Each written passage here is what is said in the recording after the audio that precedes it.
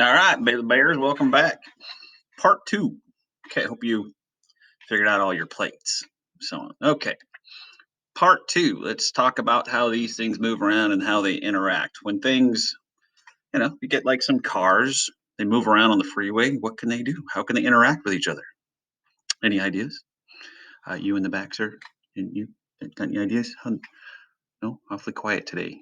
Awfully quiet. Okay. Um, well, you can have this being a car. You say this is a car. They could just drive by each other, nothing. They could totally crash this way. That causes a landform. They can like get close and they can scrape like this, or they could just simply go, nah, I'm going apart. So plates can do things just like cars can. They can just drive by each other, later plate. They can crash into each other, or they can scrape against each other. There's a name for each one of those. So I'm going to present this, which is, again, probably going to get rid of my face because I don't know how to do it the other way. It just likes to get rid of me. Okay, let's start. Yeah, there we go. I'm gone. Fancy pointer time. Ooh, there we go. Okay, but before, the reason why everybody thought Alfred Wegener was crazy is because nobody could figure out how these big continents can move around, and that actually makes somewhat sense. Somebody says Africa is moving, you'd probably go, "Yeah, you're kind of crazy, dude. You're kind of crazy." That's what they thought Alfred Wegener was. But here's what nobody can understand. So if you understand the layers of the Earth, the inner core is really super hot. And then when we were doing convection currents in the class, heat makes liquids rise, and then when it gets cold, it sinks. So all of this is really hot. So all of this magma is getting hot and then it rises. And then it gets away from the heat source, which is this, and it gets cold and it sinks. So inside the earth is a lot of movement. You wouldn't think so. It's just like dead earth, right? No, I mean, it's massive convection currents going around and around in different directions under our feet. You have this one going to the right or clockwise. So what is it going to do to the eggshell crust on the surface? It's going to make it go to the right. And then another section is going to make this magma go counterclockwise. Oops. So it's going to go around and around and around and thousands and thousands and thousands of miles of magma just moving around. And if this was Africa, guess which way it's going to go? It's going to go to the left. Okay? And then right here, the plates are starting to crash into each other. The more dense one's going to sink and melt. And then this is going to cause a ridge, which, well, we'll talk about here in a second. But this is what Alfred Wegener couldn't prove. He couldn't tell anybody why these things were moving, because these massive convection currents.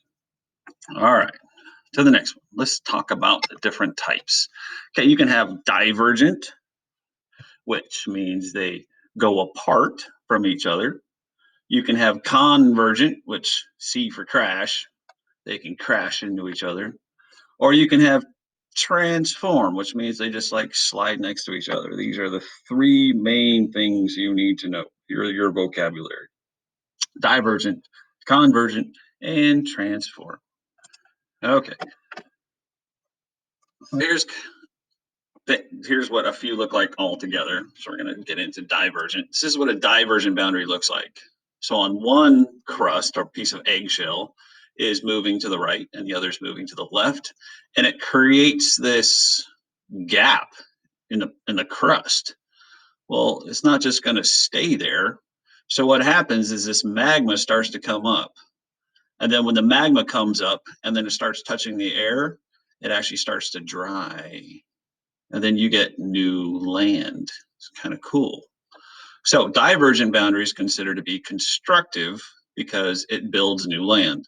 And then on one end, new land is being created, and the other side, it's being destroyed because the earth is not gaining any more land. It creates new land all the time, but it's not like the earth is getting bigger.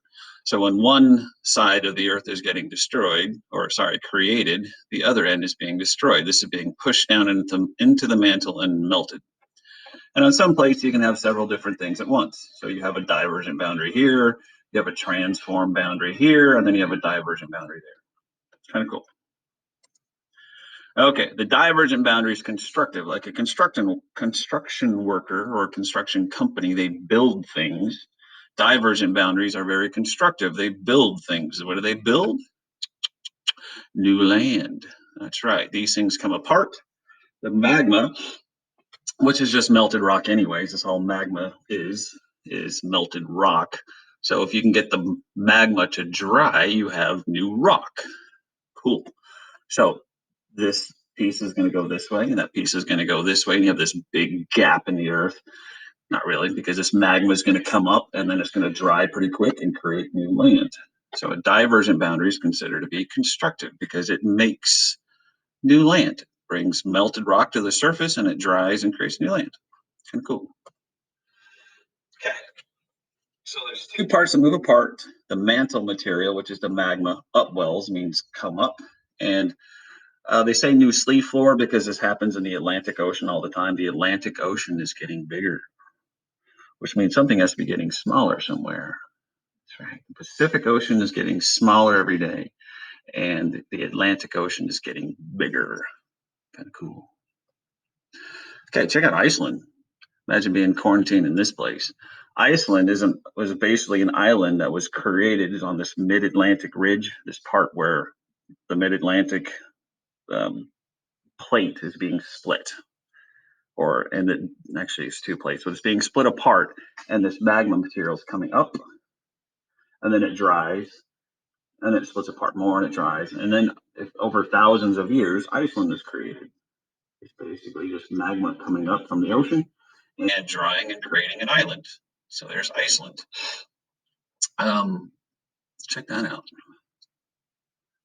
They did have to evacuate the town when this happened, but basically they have a lot of heat under the earth in Iceland. Kind of cool. Doesn't look too icy, right? All right. So you have a convergent boundary, C for crash, convergent for crash. It's destructive because when things crash into each other, they're basically being destroyed. So divergent is constructive, convergent is destructive. This is when two plates crash into each other and one can sink under the other. It's called subduction. And where they can just crash into each other. But anytime two plates crash into each other, you get a mountain. You get a folded mountain. In this case, it's showing like volcanic mountains. When one plate subducts, means go down, magma comes up, shoots lava out of the earth and dries, and then you get a volcanic mountain. Okay, there's three types of collisions you can have when things crash into each other. You can have an ocean plate crashing into a continent. The ocean plates move around too, just like the Pacific plate is all moving around. That's an ocean, and it's moving, and it can crash into a continent. That's an ocean to a continent. And then the ocean is more dense, so that plate's going to sink. This is what's happening to the Pacific Ocean. And then it's going to create a whole bunch of volcanoes wherever it's sinking due to the subduction. The plate's going down, the friction is causing this rock to melt. The magma weasels its way up, shoots out, dries, and you have volcanic mountains. Oceans can crash into oceans, to ocean plates underneath the water. There's a lot of action under the water. Oceans can crash into oceans. One will still subduct or sink, and you can have volcanic um, mountains under the ocean. And then you get volcanic islands that pop up. Kind of cool. Or you can get continents to continents, and they crash into each other, and that's where you get like these huge mountain ranges. When you have two continents crashing into each other, they just fold up like a big crash car. Now, this is not happening very fast. I mean, this is like these plates move as fast as your fingernails grow. So these mountains are being created as fast as your fingernails grow. It takes a long time to create this mountain. But you speed up over thousands of years, and then you get these cool things. All right, here's a huge word, subduction. Okay, whenever you hear the word sub, what do you think of? Subway sandwich, right? Of course. Look at the Subway sandwich. And what happens to your Subway sandwich when you eat it? It goes down. goes down. You eat it and it goes down. Hmm. How else do you hear the word subway station? Like a subway station? Okay, where do you go to a subway station? Well, not in Austin, but if you go to New York, you or other big cities, you go down a bunch of stairs and you go underground, and then you catch a subway. Hmm, kind of cool. The word sub means to go down. So when you have this subduction, the sub part means something is going down. So when one plate crashes into another plate, whether it's ocean to ocean, whether it's continent to ocean, ocean to continent, continent to continent, the one that is more dense is going to sink. It's going to subduct. And then it's going to cause friction. And then the magma is going to, this melted rock due to the friction is going to weasel its way up and create volcanic mountains, such as the Andes. Okay, then you have transform fault boundaries. This is conservative. You have divergent, which is constructive.